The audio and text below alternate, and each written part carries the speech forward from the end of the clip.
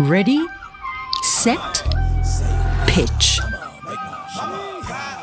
This is Pula Pitch, where innovation and venture funding come together to uncover, support, and invest in the entrepreneurial talent in Botswana.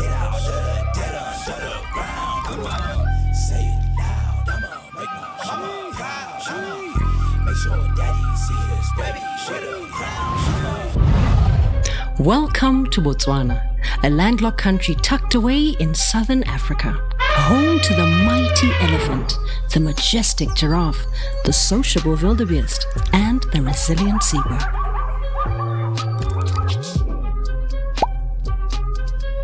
We are taking it to Gaborone. The bustling capital city is home to its largest companies and the Botswana Stock Exchange, a city where dreams bloom into equitable business and the economy thrives off of innovation. Welcome to the Protea Hotel. This is where we're hosting our show as Pula Pitch. After a nationwide search, we have brought together 12 of the most promising entrepreneurs and their business plans. Here, they're vying and competing for the prize money of 100,000 Pula to inject into their project. This is a never-before-documented series where mentorship meets potential and critique overrides criticism. Some companies are fully fledged and running, whilst others are looking for just but an opportunity to leap into success. To test the feasibility of their pitch, each contestant will be assigned 2 panelists, giving them the opportunity to present their business plan for review and deliberation. We will look at quality of pitch, teachability, buy-in, market viability, and business continuity management. Can our entrepreneurs confidently contribute to the future of Botswana? The question is, dearest entrepreneur, are you ready to pitch? I hope you have your beverage in hand and are sitting tight. Previously on Pula Pitch. My name is 𝙂𝙪𝙡𝙘𝙗, and that means our market is anywhere from 200,000 to 400,000 students across the country. 𝙂𝙧 is an AI-based learning management system. Yes, I'm sorry, it's my first time doing It's this. okay. It's okay. My name is 𝙂𝙪𝙡𝙘𝙗. I'm from Ramotswa, 29 years old. I own a company called 𝑘inseycom Greens Investment. Brainstream is providing free coding and artificial intelligence lessons on the platform. Our competitive edge is our accessibility and price. No, I'm still getting myself to familiarize with this media. It's my first time. Okay. So I'm used to one-on-one. So I worked for like 7 years for a center that was dealing with street children. Your business says 𝙂𝙧 AI, and I'm trying to avoid a situation where it's just AI in name only. So what's AI about it? So on one of our core partnerships is with 𝙂𝙧. So 𝙂𝙧 enables us to have an AI-based tutor on the platform. When I say tutor, I mean that a student can upload a picture of their homework to the platform, and then the tutor can take over and explain the question bit by bit, just like a teacher would explain in the classroom. How do you expect to make money from this business?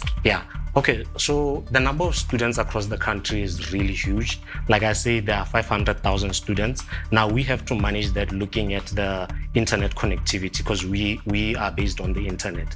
So it's currently between 60 and 80%, and we charge 20 Pula per student per month. That is how we are going to be making money. So there are various others, products out there.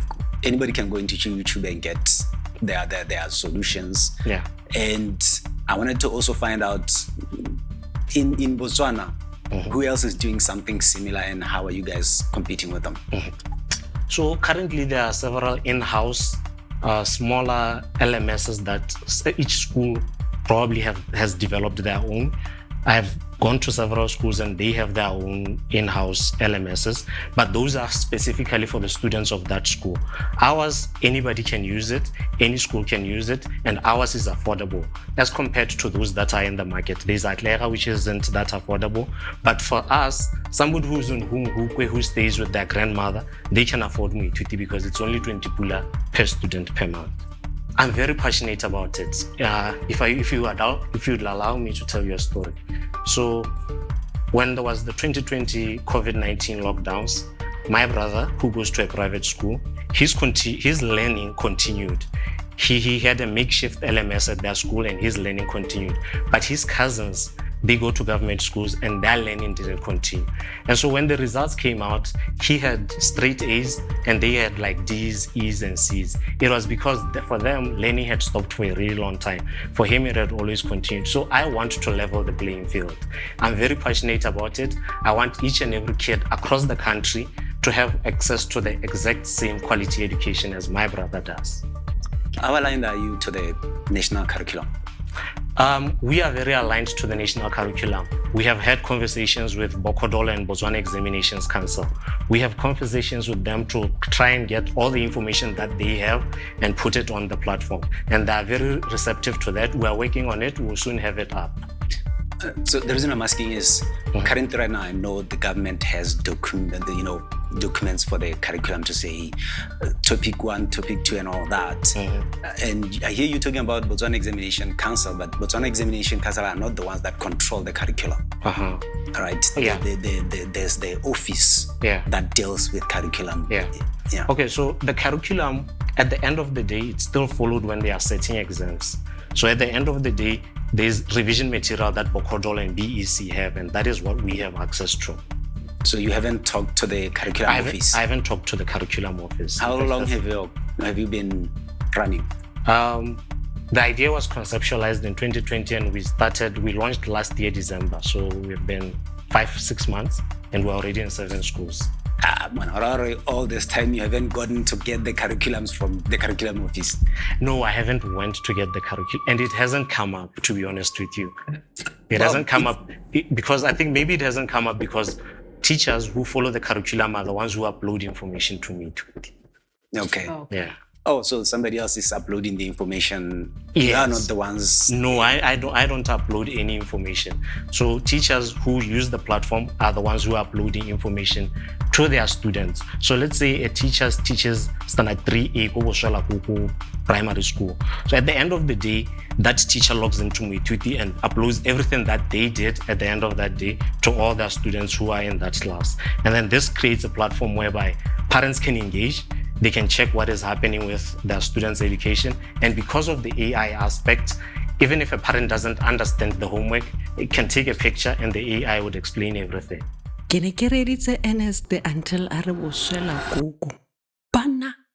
See you after the break.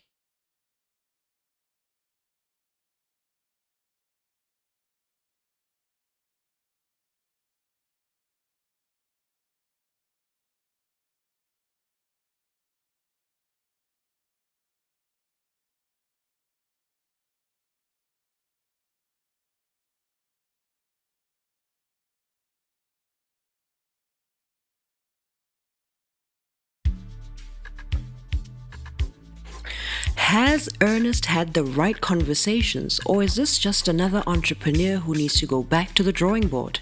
Affordability may be a unique selling point, but Ernest may have his work cut out for him. Will he deliver, or will he choke? Aribon. Yeah. So basically, I've been pitching for 𝑑𝒊𝒕𝒐 for a very long time now. Like I said, it started in 2020, but I've been going through several schools pitching 𝑑𝒊𝒕𝒐. I've told several investors about 𝑑𝒊𝒕𝒐. So I'm not new to pitching, because with every pitch, you have to tailor make it for your audience. You know, right now, there are some parents out there who don't know how to help their children with homework. In fact, if you listen to parents talking about homework, they will tell you, hey, homework is standard for a That shouldn't be the case. Now with AI, you can simply put a picture of the homework into the system, and then the system will explain everything to the student. So now we're leveling the playing field. It's no longer a matter of this student goes to this good school, whereby at this good school they get all this material. Now everybody is going to get equal opportunity and equal material. And also the other thing is my affordability. I only charge 20 Pula per student per month, so it's really affordable. the thinking behind this was that at home, you find that most of the time, the grandmother or the grandfather is the one who remains with the children while the parents go out to fend for them, right? So we wanted to create something that the grandmother would be like, but 20 pula is nothing. Yeah. Even if they take 20 tantabana, it's still something for 20 pula. So affordability and also accessibility. We are very accessible. You only need like 2 minutes of internet connection a day to access Muthuti. Vying for the 100,000 Pula cash prize. Dumelang, my name is 𝙋𝙪𝙡𝙘𝙡𝙘𝙡. I am the creative director and founder of Savannah Scenes, a small creative collective based in Gaborone, Botswana, with the intent to create impactful and relatable content to serve across diverse sectors of business in Botswana. Currently, Botswana is experiencing a large growth within the creativity market, with the government showing a lot of support to creatives by way of providing funding and hiring them for different occasions that they may need them for. This presents a large opening for individuals such as myself who are interested in the creative space to come in and start my company. My target market would be the SMEs, brands, individuals, and international companies looking to tell a narrative from an African story. What sets us apart from other creative brands is that our main focus is telling the story of Botswana by way of the brands that trade within Botswana. This will allow us to sell ourselves as a country, as well as position us within different creative markets internationally, where we can then get further work from international people. What we focus on mainly, like I said, is content creation, digital photography, and content creation, photography, digital marketing. Thank you. And I was very surprised to have heard back from you, because firstly, like I said, I am a startup and that was in my answers. So I really didn't see you guys contacting me back because of that reason, but I'm so glad that you guys did. And yeah, I'm happy to be here. Scared, but happy. Right. Thank you so much for your pitch. Nice meeting you. I'm Tumelo. So I want to understand, you say you are a collective. How many are you in your business? Currently, this is a startup business. We just recently registered this year. The intention is to end up as a collective, but fortunately, I've had the luck to work with other creative people within the space. My intention is to establish myself within the market, and then thereafter begin more engagements with them so that we can form a higher power, so to speak. Okay, and what are you bringing different? There's other content creators, there's production houses currently in the market. What are you bringing different? How are you positioning yourself differently?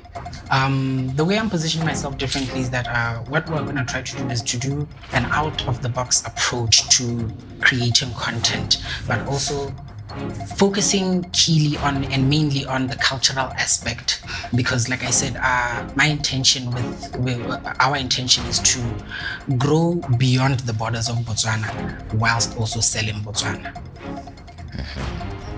Hi Katlego. Emma. I'm Norma. Thank you for that great presentation. It's always great to see more creative minds in the creative space. But I'm curious to know, what problem do you think you're solving? We're seeing a lot of organic content creation. People in offices are now creating their own TikTok videos, for example.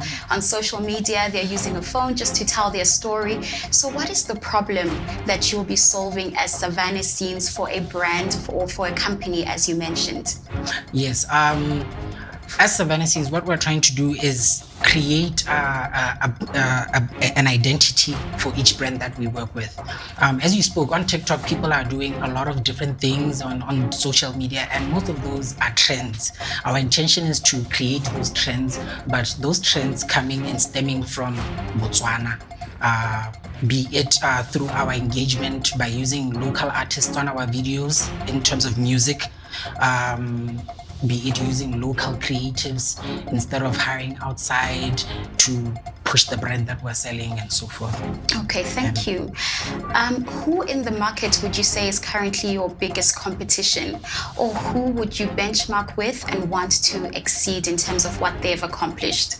I'm definitely on the lookout for Hotwire PRC, Voodoo as well.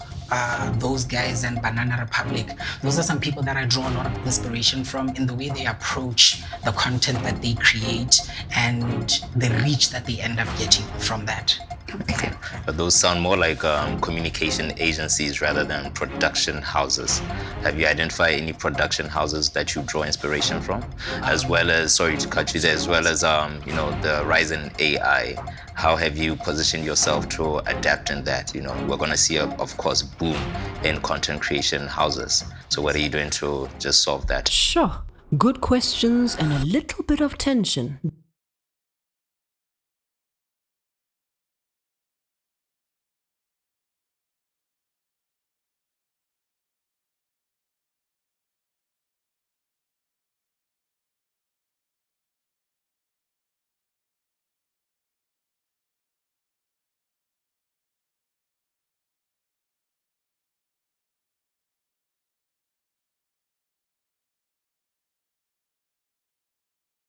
Does Katlego have the answers?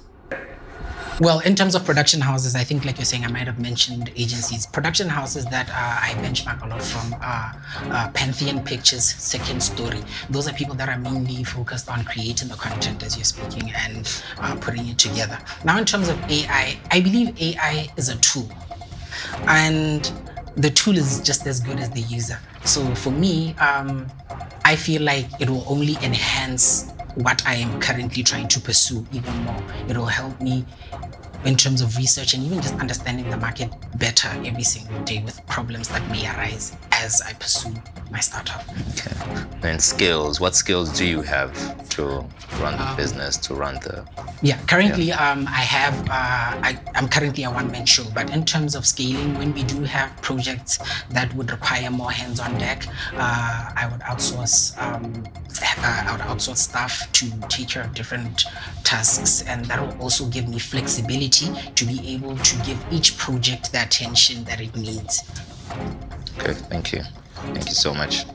Katlego, I'm so excited that you mentioned going on to the international landscape, because I think as Botswana, there's so much room for us to compete in the global economy. So I'd like to know, what is your business model when it comes to the international side of things? What are you offering to the international business? To the international business, as I mentioned, I'm offering the stories Botswana, Botswana. The idea is to make content, firstly, that's relatable to us, but the relatability should then transcend across different sectors and different people around the world. Then hopefully that will then direct them towards us. Thank you. Okay. Can you give me an example of how you're going to make money? We know that there's a lot of free content all over social media. There's a lot of free content everywhere. How are you going to make money from this? Basically, our business model is project-based and service fees for content creation, digital marketing, and so forth. On top of that, we will also have retainer clients who will keep a steady cash flow for us. Yeah. Okay. Could perhaps another stream of income be YouTube ad sales. What's your take on that, in that Botswana is not yet monetized when it comes to content creation on social media channels like YouTube? That could be an additional stream of income for you. How do you plan to tackle something like that? In a situation like that, the way we would make money from that content is by brand placements and brand relations. So if at all we're doing a video for YouTube, as you said, it would be nice to have a brand sponsor or have a brand in that video that would then cover the costs for whatever it is that would have happened in that video. Okay. 𝙂𝙧𝙚𝙗, why this particular business? Why have you chosen to follow this pursuit? Is it passion? Is it what you've been trained on? I'd like to know a bit more about the entrepreneur behind Savannah Scenes. The entrepreneur behind Savannah Scenes has a little bit of both, a little bit of training and a lot of passion. It stemmed from me being a musician and transcending and starting to learn videography, and then it grew into a love that I figured should be ready for business now. Okay. Thank you. 𝙂𝙧𝙚𝙗. I think when the email came, that's when I felt a bit scammy, because I was like, why me? Because I think more often than not, we don't expect good things to happen to us. And you know, just being called for this opportunity is big. I think earlier on, 100 people applied, and out of that 100, I came out to be some of the people that were selected. And you know, that for me just kind of just showed that maybe believe in yourself a little bit more. And then also again, not everything is bad. We live in we live in bad times, guys. So like, you're always expecting the worst to happen to you. When you are opening a link, you're expecting your account to be hacked. That has happened to me before. I'm at like 238 friends right now on Facebook because my previous account was hacked. But life is about risks. And if you don't take the risk, you'll never know. Also, I have nothing for them to steal, so. My business idea came from, initially, at the core of my being, I'm a musician, a hip hop and R&B musician, and a struggling one at that. So I had taken it upon myself to learn these soft skills that can help me, you know, catapult my career to the levels that I wanted, without necessarily always having to spend that money, you know. So I found myself learning different techniques and trades that can support my craft as a musician. And I ended up falling in love with creating content. I just started with videography, started with photography, and bit by bit, it just started coming in together. I started realizing that, oh, graphic design is needed for this as well. Oh no, I need to learn this. I need to learn about, if I'm doing something for 30 minutes and it doesn't tire me, that's where I focus. So that's why I chose this. And luckily enough, it doesn't take me too far away from my dream. And hopefully in the future, I can be able to put some food on other people's tables. In preparation for today, I really just tried to put together a pitch. Like I said, on Wednesday when we came to our masterclass meeting, I realized that I might need to tweak my pitch a whole lot more. So I had done up some researching on a few topics just to really understand what the judges would also want from us, and hopefully to stand out and be a unicorn. Stay tuned to see how he qualifies his position as an aspirant creative director. We are tech-driven convenience. With our mobile app, our clients can do online bookings. I am here pitching for coding in our mother tongue. Partner up with the Botswana Stock Exchange in order to improve the volatility of the stocks. We are a big Pan-African company that literally focuses on recycling your plastic waste and turning that into fuel. Hello. Okay. My name is Michael. Yeah. May I start to pitch now? Yes.